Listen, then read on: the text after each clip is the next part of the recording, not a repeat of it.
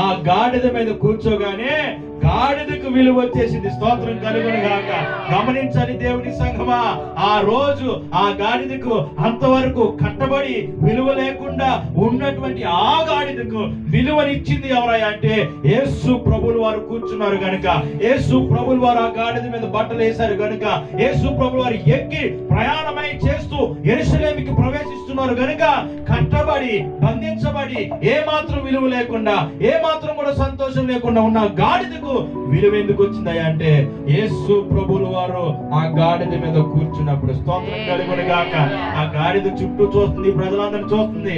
ఎవరెవరు ఈత కొమ్మలు పట్టుకుంటున్నారు కొంతమంది, కొమ్మలు పట్టుకున్నారు కొంతమంది, ఆకులు పట్టుకున్నారు కొంతమంది, బట్టలు వేస్తున్నారు కొంతమంది, కింద రాళ్ళు తగలకుండా ఓ రెడ్ ప్లేట్ వేస్తూ ఉంటే ఆ గాడిద మురిసిపోతుంది.